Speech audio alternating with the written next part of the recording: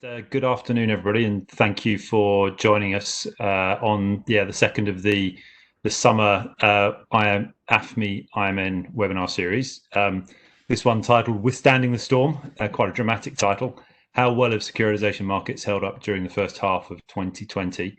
An important series of webinars in and of themselves, but also you'll probably have worked out that this is a bit of a dress rehearsal for the virtual format that the Global ABS conference is going to be run in September later in the year. So I'd encourage you all to pay attention to that and think about registering the conference in September. We are going to run this as a discussion format. We're not going to post any materials for you.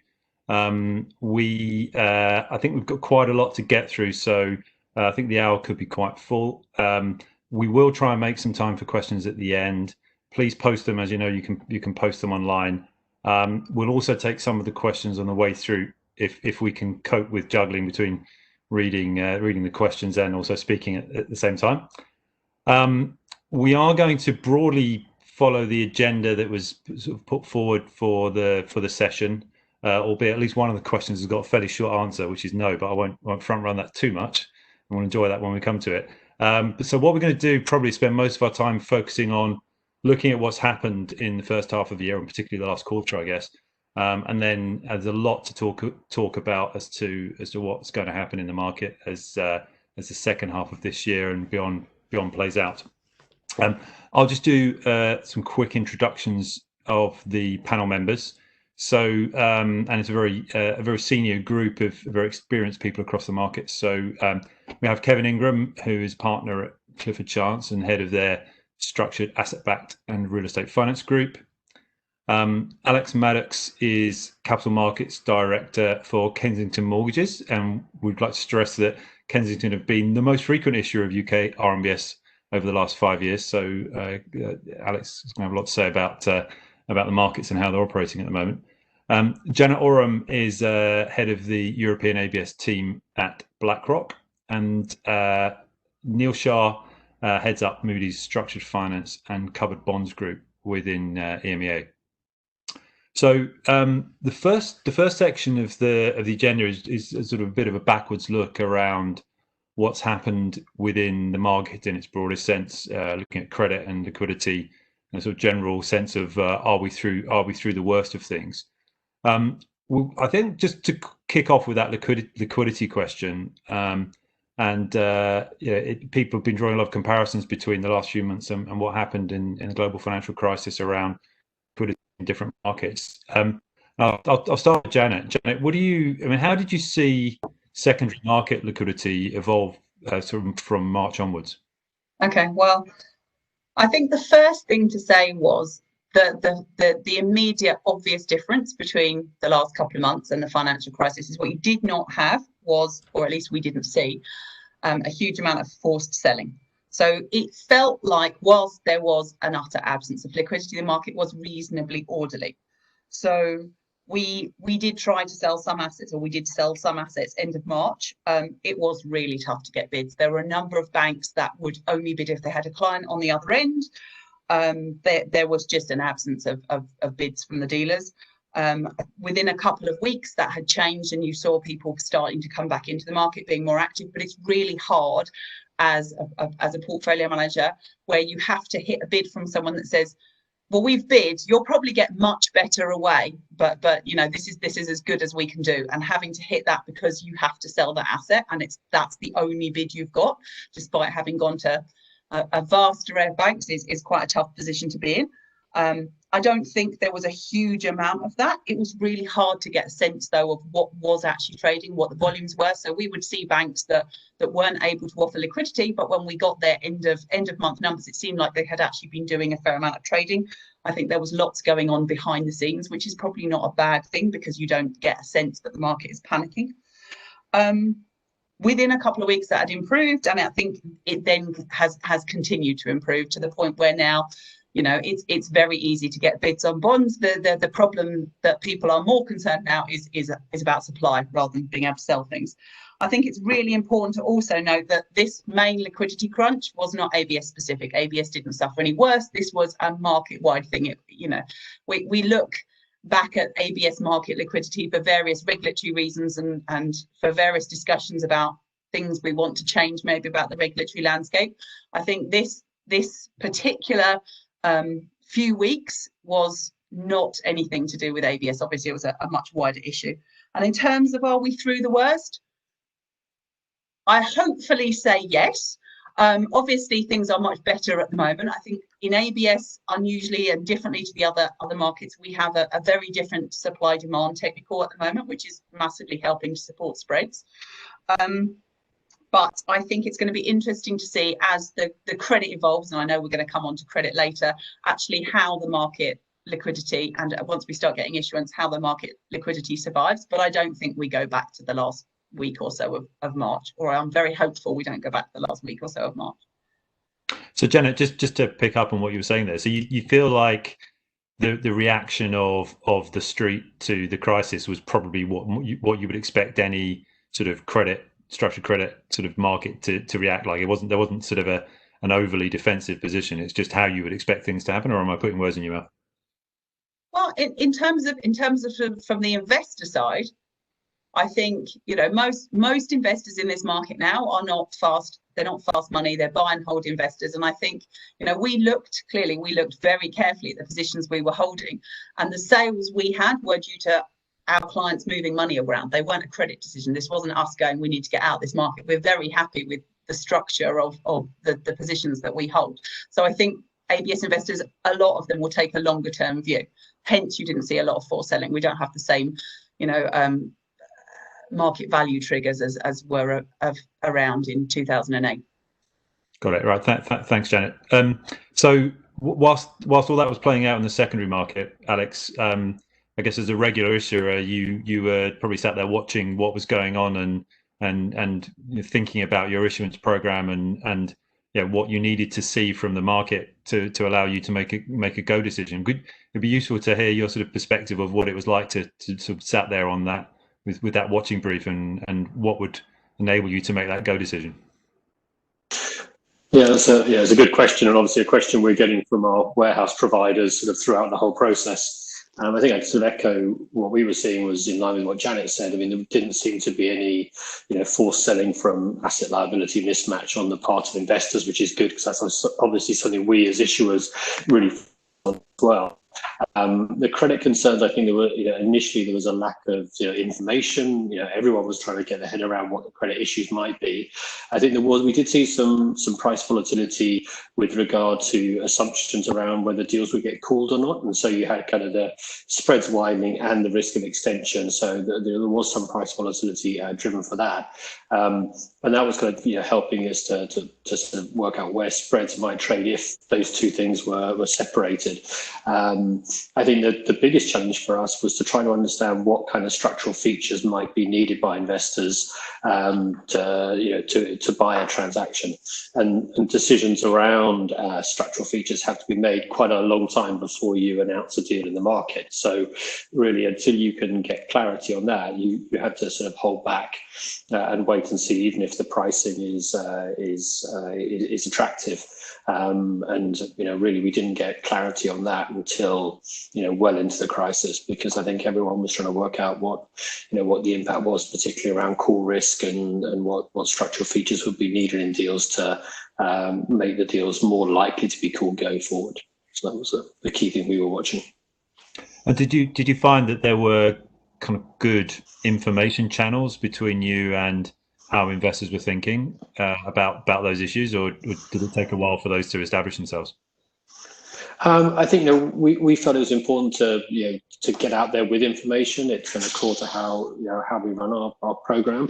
So we made a lot of outbound calls around what we were seeing in terms of collateral performance, including Janet got a phone call. In order to talk about the collateral, and also to get some feedback from investors, and particularly the key investors, of what they were experiencing and the concerns that they had and what might be needed to address that. that. Having said that, the feedback we got was very varied, from some people who just felt that the structures were designed to deal with this, particularly the ability to divert principal to pay interest, through to others who were saying that structures would have to change significantly. And it was only really when we felt there was enough momentum around a particular structural requirement that we were willing to go to market and to try it. And I guess we were quite lucky that the deal from Morgan Stanley went to market shortly before us, but we certainly felt that we were going to be the first to the market for quite a while. Yeah, there's always that waiting for someone else to go first and run the discovery process that we see whenever the market has a period of hiatus. I guess we saw some of that for different reasons in the early part of last year as well. So yes, I'd rarely thank Morgan Stanley for anything, but yes, thank you, Morgan Stanley, for that. I think it helped the market move along. Not to be rude to Morgan Stanley, obviously, we love them all. Neal, what a challenge for the rating agencies this is and is going to be. I mean, do you want to talk? We'll come a little bit later on to credit evolution, but do you want to talk about what the immediate reactions were and whether you've actually seen any sort of immediate credit impacts come through rather than just precautionary activity? No, and I think the two kind of go a little bit hand in hand in the sense that if you're looking at the magnitude of the stress we've seen, you're looking at 10 points decline in GDP in the UK, 8.5 points decline in the Euroland. I mean, these are massive, massive numbers. And if you compare against what we saw in the last global financial crisis, I mean, those numbers were tiny in comparison. With unemployment spiking somewhere around 8% this year, in normal times, you would have expected performance in the transactions, in the structures, in the deals, but also the rating-related activity to be somewhat high.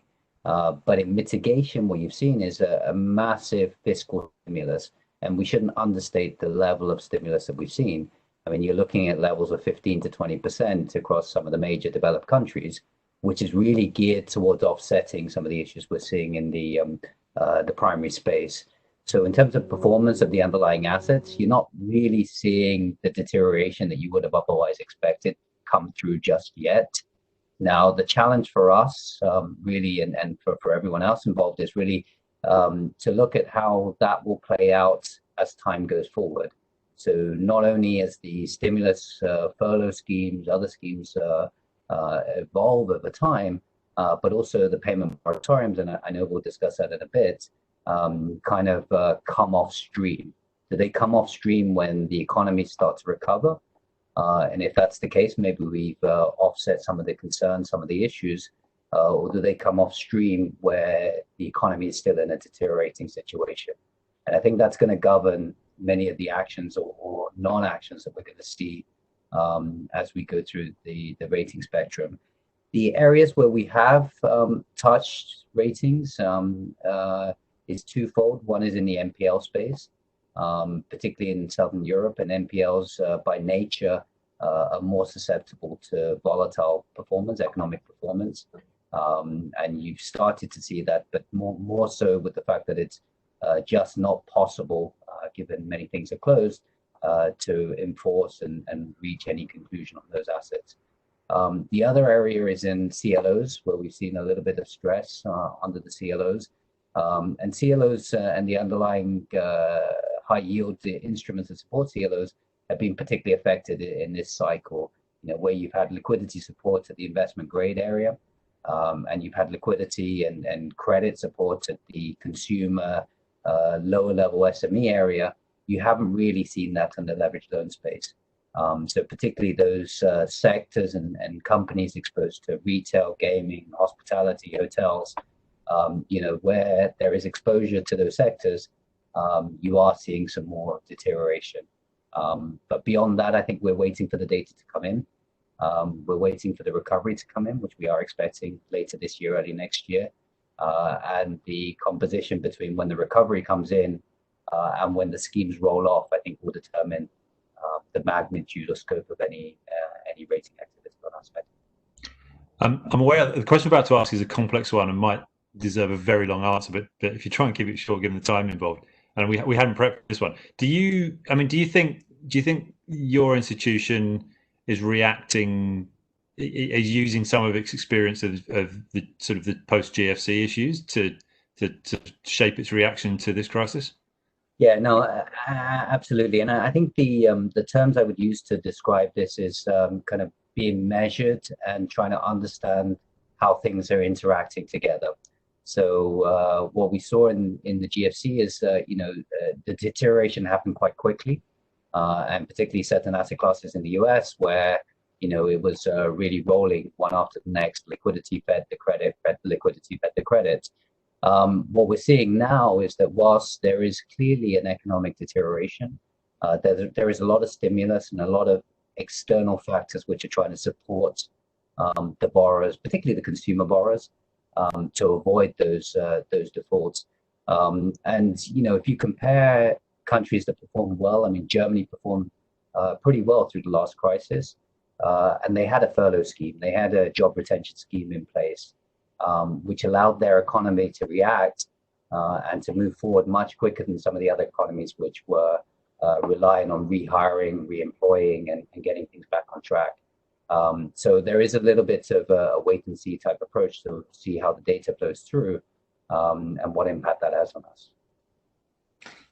Thanks, Neal. I mean, obviously, the major credit-related story we've seen, certainly in the UK, has been the payment holidays, a novel and unprecedented development in the market. I mean, Alex, you're dealing with that. Your business is dealing with that every day. Do you want to talk about what you've seen from that, and what your thoughts are around how it's evolved? Yeah, sure. So I guess we've got about 110,000 loans that we manage either for ourselves or for third parties. It's about 50-50, and March seems like a long time ago for most people on this call, I'm sure. But it was pretty crazy at the end of March when we had huge pressure on our customers. Also, we're dealing with, as a result of that, unprecedented levels of activity. We had some days like 10 times or more the normal call volume that we would experience into the servicing center, which is completely understandable because customers wanted to understand what their options were. But at the same time as that, we're trying to implement a disaster recovery plan kind of on the fly, because the disaster recovery plans that we, and I think most people on this call, had involved sending people to a single site, which just didn't work for this kind of crisis. So we're trying to work out how to move a call center to work from home at the same time as taking that kind of inbound. So it was pretty crazy for a while, but I think the industry worked very hard to across all asset classes to try and sort of get control of that. The other interesting, I think, has been mortgage payment holidays roughly have impacted all lenders and actually many asset classes in a reasonably similar way. There's definitely sort of differences between different industries, etc. I could talk about, but the increase in operational demand for some of the biggest lenders was just absolutely massive for this kind of thing. I mean, for a mainstream bank, if 20-25% of your customers are making inbound phone calls, that's an incredible challenge. And I think a lot of the technology solutions and the sort of almost a self-certification of payment holidays was a necessity in order to help customers through that.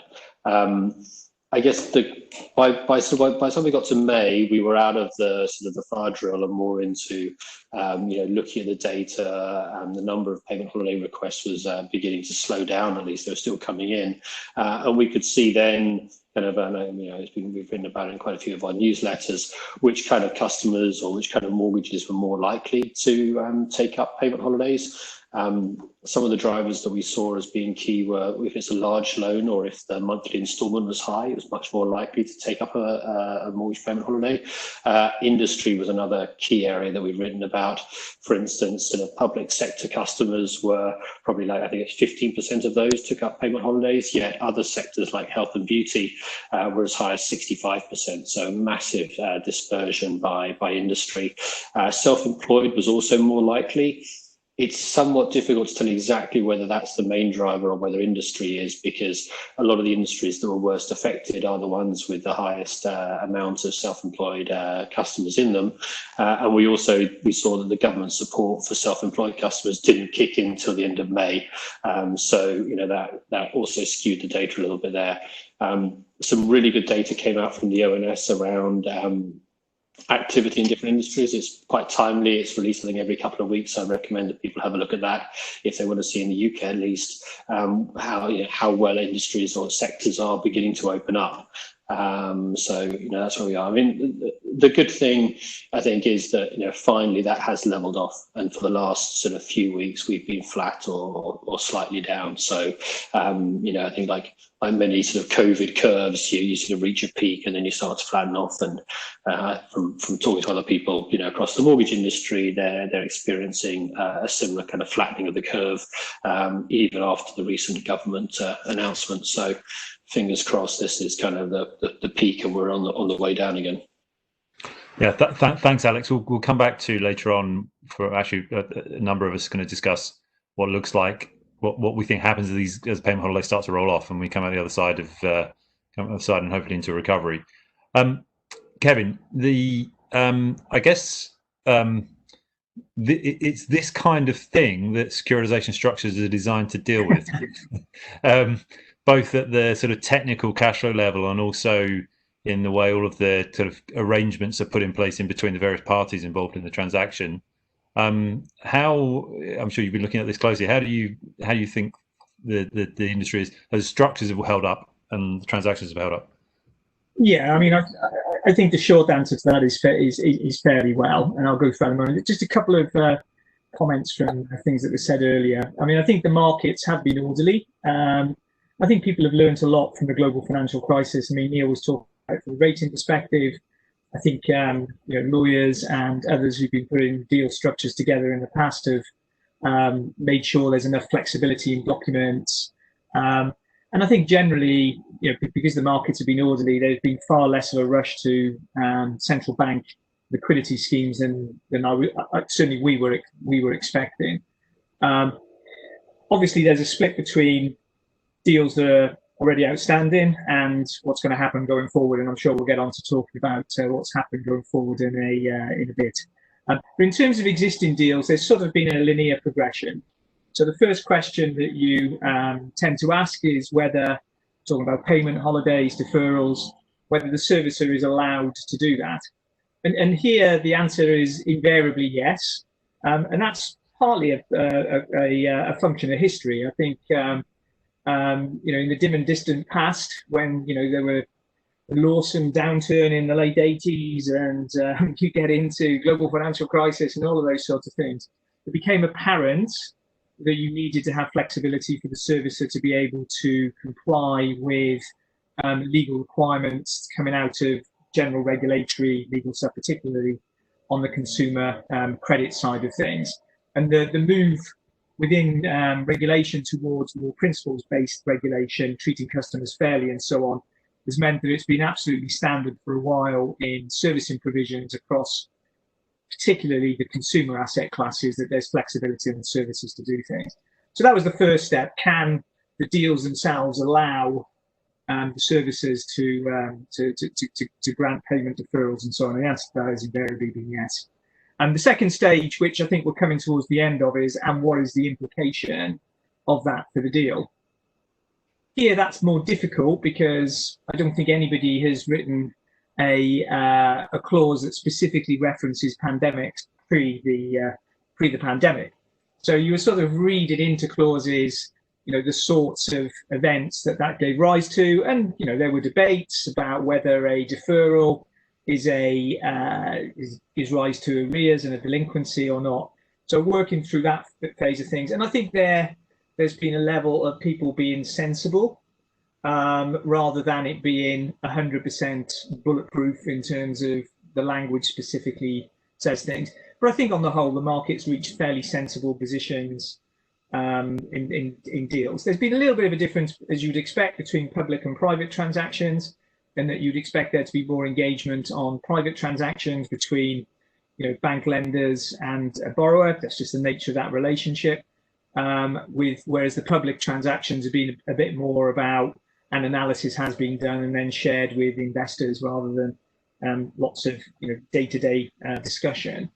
I think we're sort of most of the way through that phase, and that gets us then into the third phase, which I think is where the market is now sort of in or about to go in, which is what are the implications of all of this for the deals going forward? Does that mean that the deals need to change at all? Is Neal going to downgrade everybody unless we throw in a huge cash deposit at some point?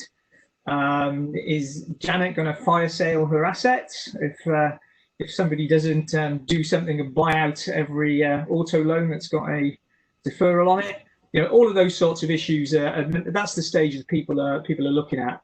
But I do think that to go back to the point that was made before, that people have actually been quite measured and sensible in terms of their approaches. There's not the sense of panic, and for anybody involved in the market, whether that's lawyers throwing our hats in the air and saying, "Oh my God, my documents don't work properly. I'm going to have to speak to my internal counsel. We're going to get sued." We're definitely not at that space.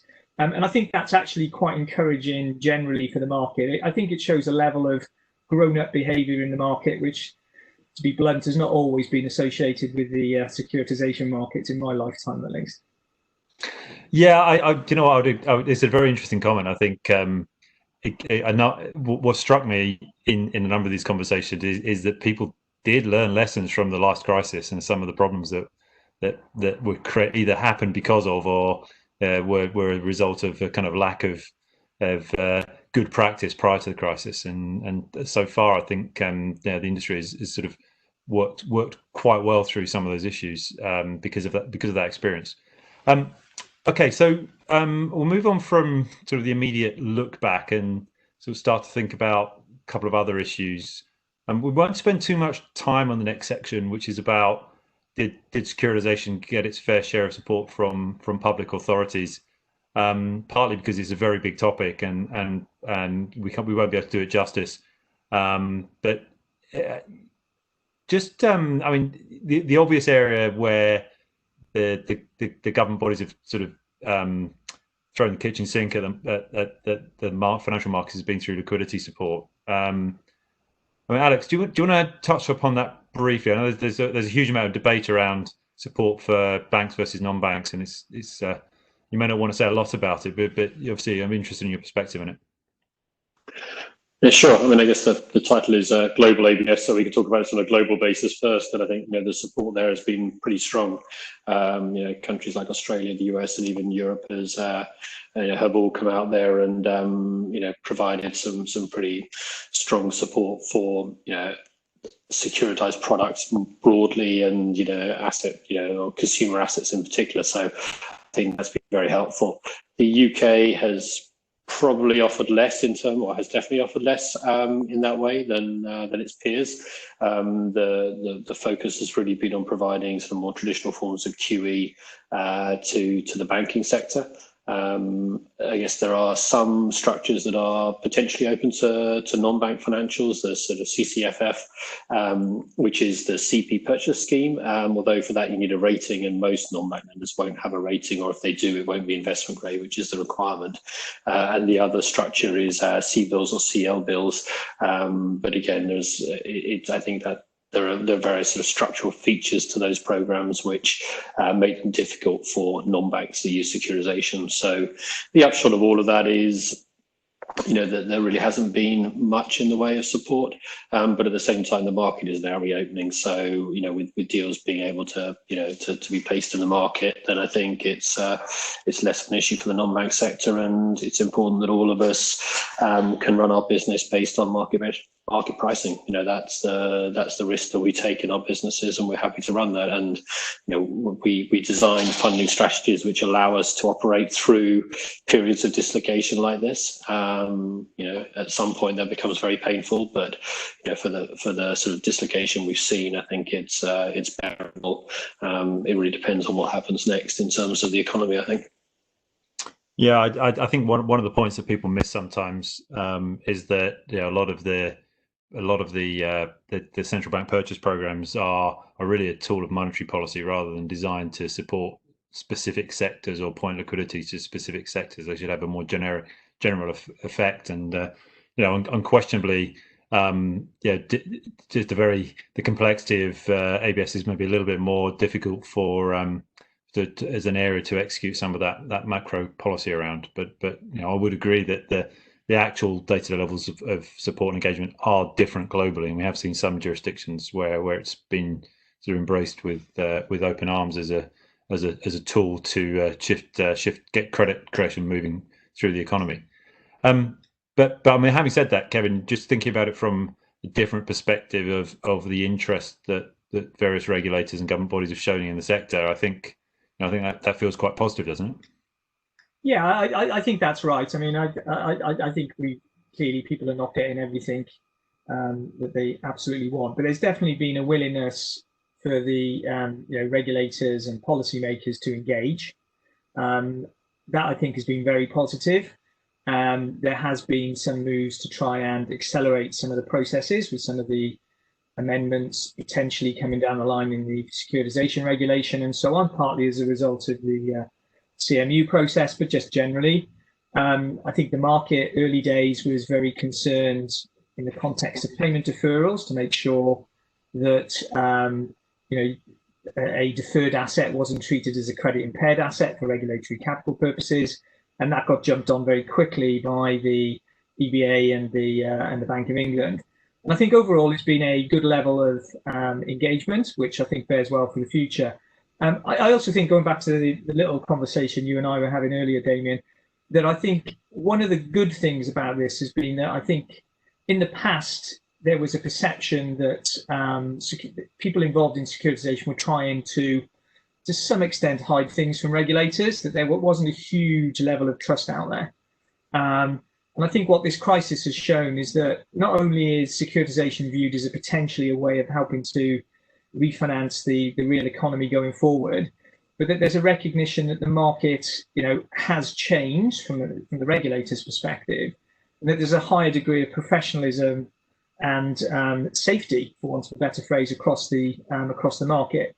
And the high-level forum paper that came out in context of CMU makes a number of really positive statements about how the market has changed, how the industry has changed.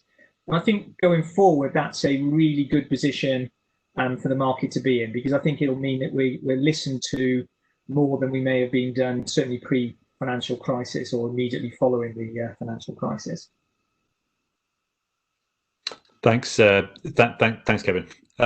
Yeah, I think it's actually quite encouraging. I think the penny has dropped that actually this can be quite a useful tool to solve some problems, and there are going to be plenty of problems to solve. And I've never seen this level of positive engagement before, I don't think, which is, as I say, quite encouraging. So a few years ago, there was a British journalist ran a series of posts on Twitter called "Questions to Which the Answer is No." So we've moved us neatly on to the next question on the list for this session, which is: did having STS help at all?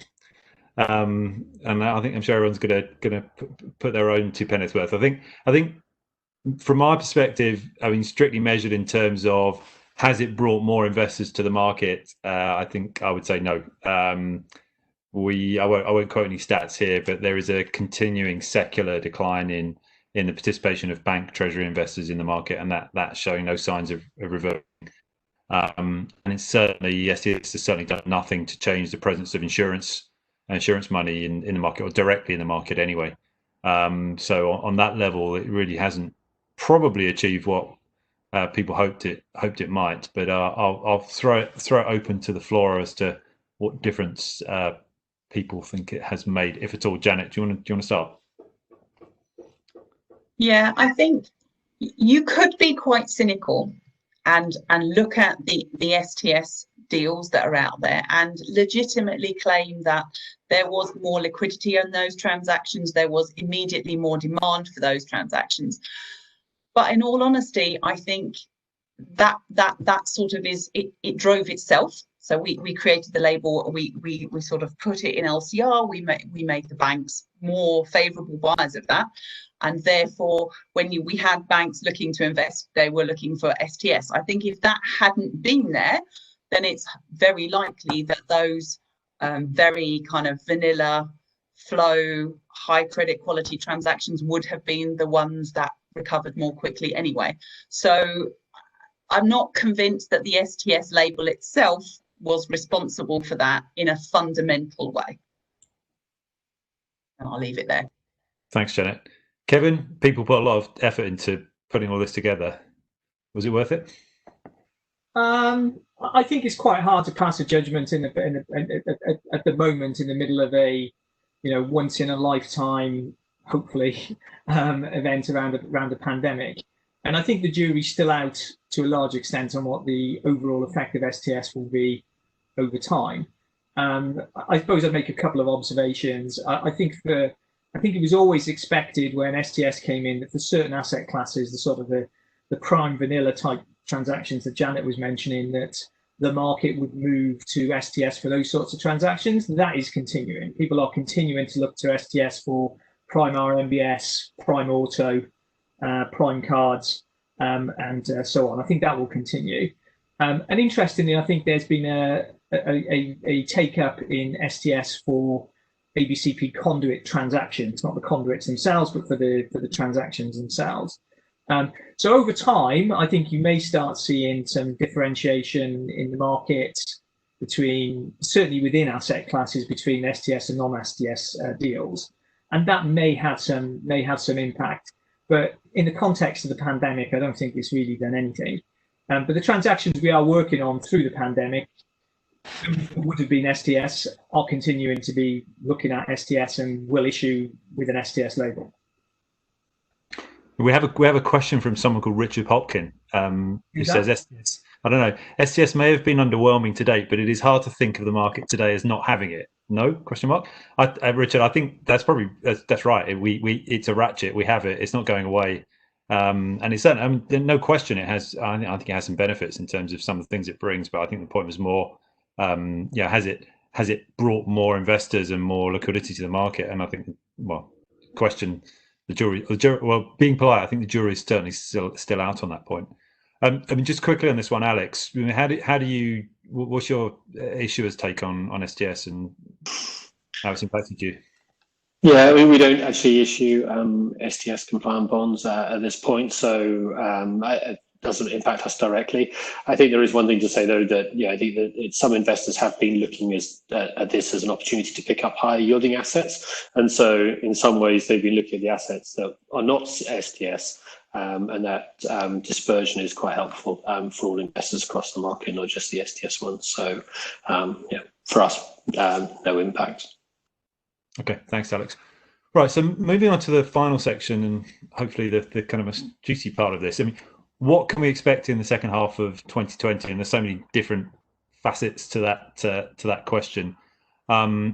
Starting from a really positive point of view and thinking about primary markets, obviously we've seen a few transactions come to market over the last few weeks. A bit of a sense of momentum, and everything I'm hearing suggests that there's actually really quite meaningful pipeline building that's going to try and get done before, if people do have some holidays, before some holidays. Janet, without giving too much away, what are you seeing? What's your feeling around how primary is starting to build?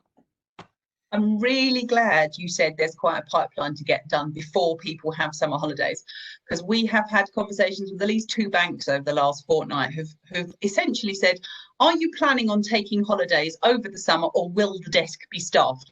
Which I think gives you an idea of the number of transactions that people would really like to place. So, we've had very high level conversations around mortgage transactions, around lots of consumer transactions. So I think there's a fair amount in the pipeline. And I think people are, or the issuers and the structuring banks are aware that at the moment there's probably going to be a bit more time to get people comfortable with them. So whilst we might see we're likely to see a continuation of sort of some level of pre-marketing and some level of pre-sounding.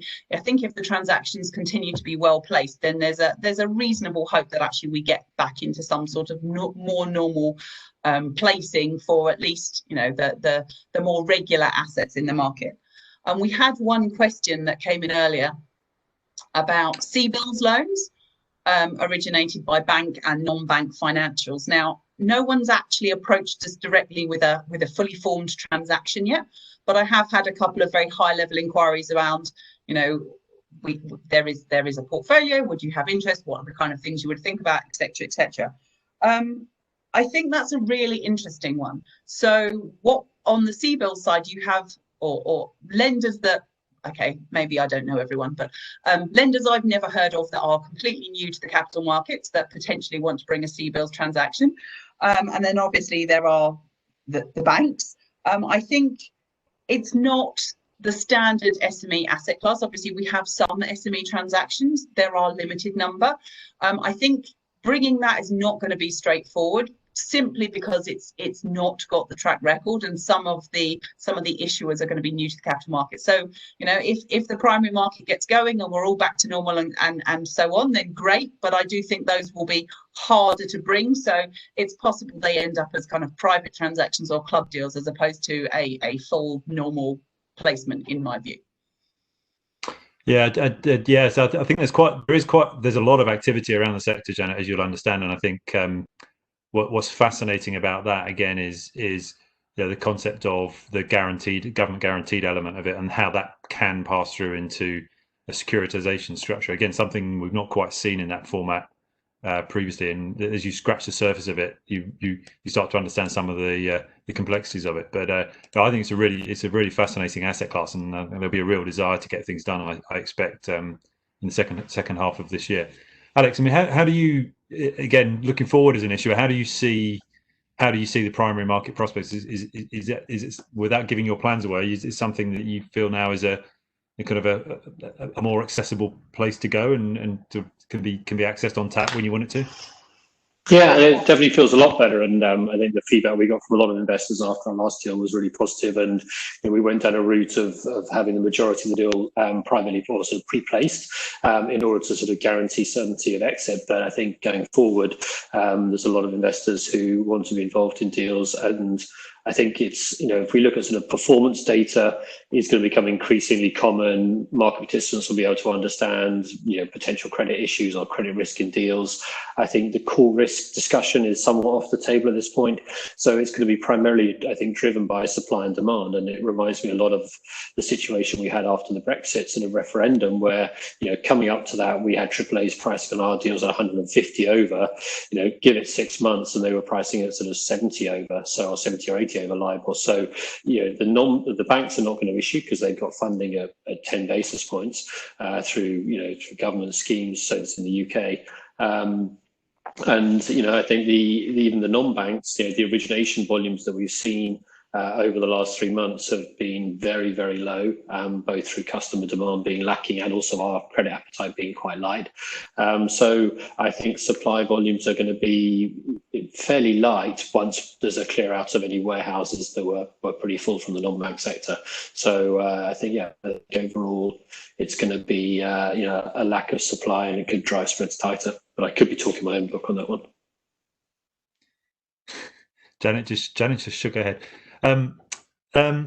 Moving on from primary and think, well, actually it is a primary element, but not about the buying and selling of them. It's more about what deal structures will look like and how they're likely to evolve. I'll go to Kevin first, and then we'll come on to Neal for a rating agency perspective. And actually, Kevin, there's actually a linked question in the Q&A list around is it likely that asset services will be given greater discretion in transaction docs in the future to reschedule assets? Which I think sort of plays into that question.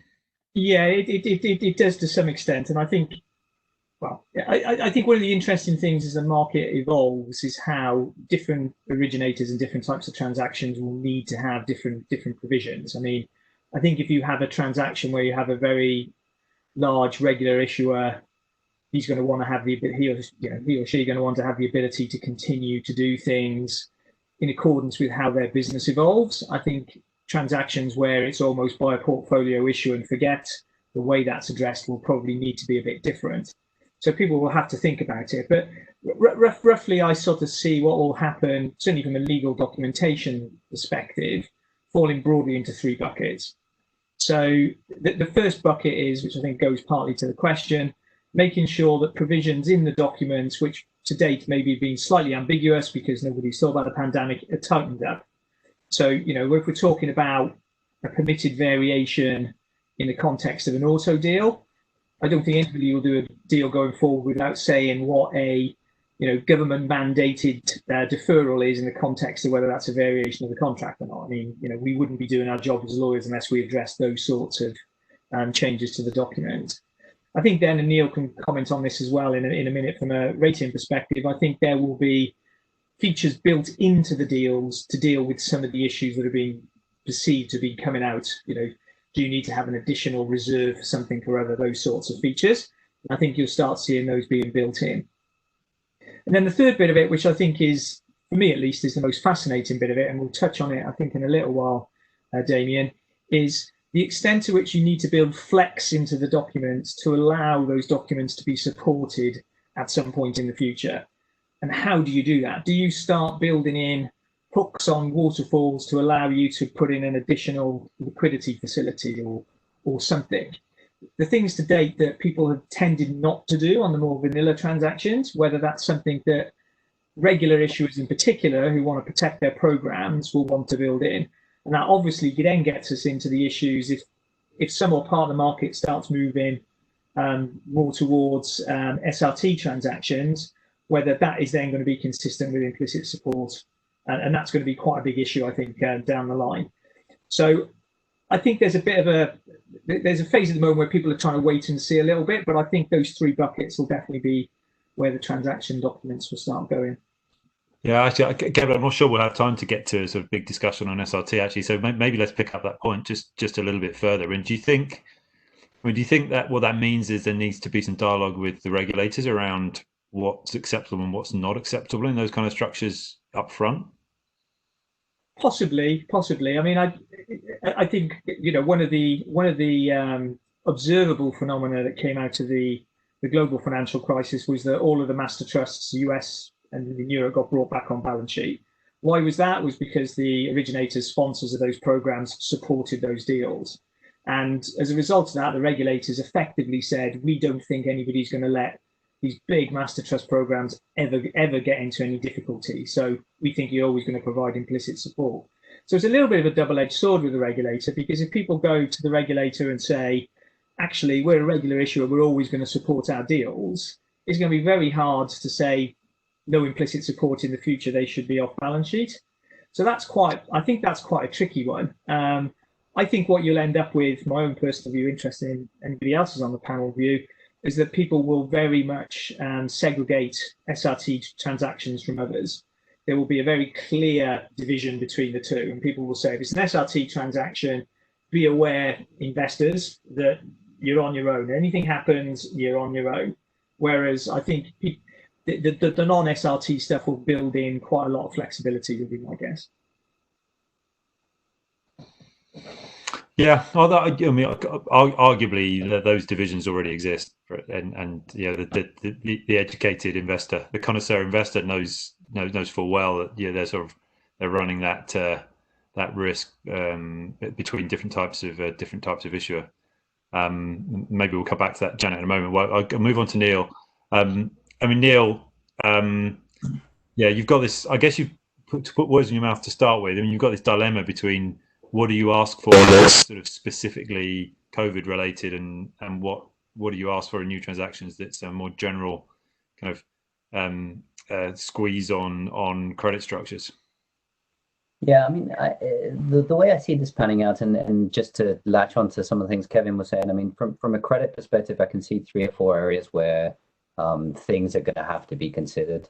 One is reporting. You know, a lot of us have spent a lot of quality time on ESMA templates and Bank of England templates, and yet we're finding that you know, when something new happens, maybe we're not as reactive as we need it to be. So I think there will be some provisions in documents to be a bit more clear around, you know, how payment holidays are considered, how they're factored, and kind of how they relate to arrears, because I think that's one of the challenges we've seen, and Kevin, you mentioned that earlier, just around, you know, what's a payment holiday, what's an arrears, and how do you bucket the two together? And I'm sure people like Janet are going to be very keen to get that type of information into the future. So I certainly see the reporting being a consideration that is going to be looked at. From a credit perspective, I also see a couple of other areas. I mean, liquidity. You know, when we look at transactions, generally speaking, we focus on the credit aspect of the transaction. Liquidity, whilst obviously is always relevant, in situations where you have in Southern Europe, 50% of your pool is not paying, you need to start thinking about how those mechanisms are going to fly and how they're going to work. So I would imagine that that's going to be firmed up, particularly for those deals where, you know, you're looking at SMEs that could have large contractual deferments. Pro rata structures as well. I mean, particularly with the SRT type transactions, you have seen a drive towards kind of managing pro rata structures and back ending kind of amortization structures. So that introduces new risk, and I would imagine that investors will start thinking about that a bit more than they have done. And maybe you'll start seeing some of the technology that already exists in the CLO area, you know, around, and Alex was commenting on that, you know, if your cost of funds is 150 for AAAs today and 70 for AAAs in a year's time, which the CLO market has been through, you know, having shorter call periods and easier refi opportunities, maybe something I think we're starting to discuss in the European space, which we haven't had so much historically. So I think those are the things that, you know, potentially may be up for discussion. Liquidity, I think, will certainly get addressed. The rest of them are theoreticals. Thanks, Neal. So now probably the big question, which we've left a limited amount of time to talk about, credit performance, credit evolution, and what we, without creating too many hostages to fortune, what people are expecting to see from here, particularly as things like payment holidays roll off. Alex, do you want to take this one first? Yeah, sure.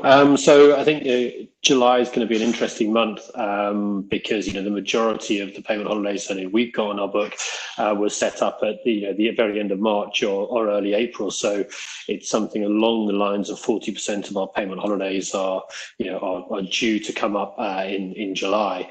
You know, at the same time, I guess we talked about liquidity support from government, but we've also now, you know, the amount of support from government across, you know, globally, I guess, in terms of getting cash into customers' pockets has been massive. So, you know, ultimately, if we can get our customers to have extra income so they can cover all of their expenditure, including their mortgage, their credit cards, or whatever, then ultimately that gets the whole thing going. So, you know, we all benefit from that.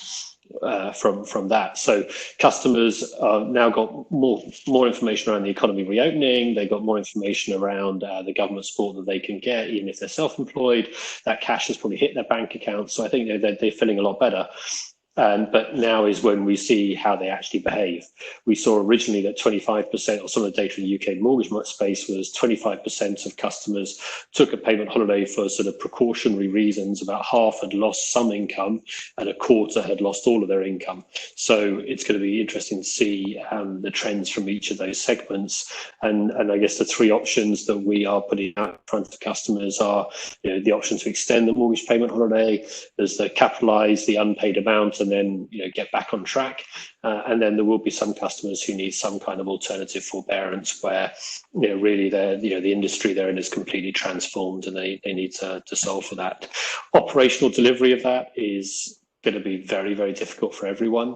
I think there's going to need to be a number of automated solutions. I mean, we've gone very much down an online solution for our customers because just making that many phone calls to that many customers across so many asset classes is almost impossible, I'd say. So it's going to be a very challenging month from an operational point of view. It's going to be very rich from a data point of view, and hopefully, we're going to see this trend of mortgage payment holidays coming down almost accelerate during this month. But this is when we find out. Alex, I'll throw you a real curveball here, so don't thank me for it. But I mean, do you think there's any prospect of in the future of us seeing kind of government-imposed restrictions, moratoria on enforcement and recovery around mortgage assets, or would you think we're a very long way from that? Yeah, we've seen it we've seen it in other European countries through the last crisis. I mean, right now we're all on a sort of moratorium in terms of repossessions. Although the property market for the properties we have in possession, actually the property market is functioning quite well, all things considered. But there is a moratorium on repossessions. I think it's going to be interesting to see at some point in the future how many mortgage payment holiday balances are still outstanding and how many, are stuck 3-6 months from now, and what we do with those. But, ultimately we deal with a lot of customers who go through financial difficulty or sort of personal difficulty or become vulnerable. For us, dealing with these customers is not hugely different from that situation. It involves bespoke kind of discussion with customers, and I think that's the operational challenge for certainly some of the larger portfolios of from the mainstream, is how do you operationalize something for so many customers but at the same time make it bespoke to their needs, which is fundamental certainly to MCOB in the UK. Thanks, Alex. Janet, how do you see credit evolving? Yeah, I'm waiting to see what happens when we get to the end of the furlough scheme. I mean, we've seen some numbers about how many people are likely to be made unemployed. It'll be interesting to see how people deal with that. So when we had the last financial crisis, there were some companies that reduced staff hours rather than making 3 people redundant. They reduced everyone's hours by so you had people underemployed rather than unemployed, and obviously that has a slightly different impact on people's ability to pay their mortgage. If they're squeezed, they maybe can be making 80% of their payment versus being completely unemployed and not able to make that payment at all. So I think it's going to be quite interesting to see where people end up and how that feeds through to, for example, the performance in the mortgage pools and the auto pools. I think it's important to think about each of the transactions differently, though. So it would be very easy to look at the proportion of payment holidays in a deal and then extrapolate from that what you think is going to happen. But it's fairly obvious from talking to different services about different pools that actually it's the way the services have gone about dealing with their customers that's impacted the payment holidays. So you can take 2 buy-to-let pools, for example. There are some lenders who have been fairly straightforward and said, if you need a payment holiday, then you're essentially self-certing that payment holiday. There are others that have said, well, if you can demonstrate that your tenant is no longer paying you, then you can have a payment holiday. In the second case, obviously, they have a far lower number of payment holidays within the pool. But essentially, the risk is still that the underlying tenant stops paying and you can't get a new tenant in. So it's quite important to actually be in the weeds of what's going on in those pools and how the assets are serviced and the options available to borrowers to actually get an understanding of what might happen in some of those pools. And then the other thing on credit is obviously we were already seeing stress in retail. We're seeing stress in CMBS and whole business, and obviously essentially what we've seen is the shutdowns forced by COVID have accelerated trends that are already in the industry, and it'll be interesting to see how much that recovers and how many real fundamental problems we have in those sectors. And bearing in mind the time, I'm going to stop there. Okay, thanks, Janet. Neal, a quick question. It's going to have to be quick, actually. We're running out of time. But a 30-second answer on Moody's view on a summary of the view of credit. Actually, I would echo much of what Janet said, which is pretty smart. I mean, I think the only thing maybe to add to that is a couple of one is to not just to look at the servicer aspect of the payment moratoria, but also to look at asset class and by country. You're seeing very different levels of take up depending on the certification requirements by country as well. So you see SMEs in Italy at 50%, you see some non-conforming in the UK at 35-40%, and you see some prime autos at less than 5%. So the reaction of those deals are going to be very different when you get through looking at these. The other critical element is to actually look forward as well post the COVID crisis, and Janet started talking about this around some of the long-term trends in retail, in hospitality that we were seeing already. But even taking it further, I mean, the COVID stress is impacting office space, and we're going to see a different way of working that was already beginning. But these are the areas where I think we're going to start seeing more and more shift and change, and demographics are going to impact that as well. A little bit more than 30 seconds, Damian. Yeah, no, thanks, Neal, and certainly you've both highlighted commercial real estate, which justifies a whole hour-plus discussion on its own, I think, given some of the things we're seeing going on at the moment. But unfortunately, we don't have time for that right now. I was just scanning down the list of questions. I think we certainly haven't covered all of them, but I think we've touched upon the areas of most of the questions in there. So I think we will probably draw the event to a close bang on time. So first of all, thank you for joining us. Obviously, it's very strange doing this without being able to see the audience, but hopefully there were people there and you found it useful. Secondly, thank you to the panelists. It takes quite a lot of time and effort to get involved in these things, so I thought we had some very interesting answers and content that came out of there. So thank you for your contribution. I've been asked to IMN to plug the rest of this series. So the next session is on July the 16th, which is around ESG in the securitization market, and then there's a final session after that, which will be around payment holidays, where we'll go into, or that session will go into a lot more detail around some of the things that we've touched upon today. So we'll draw the event to a close. Thank you very much for joining us.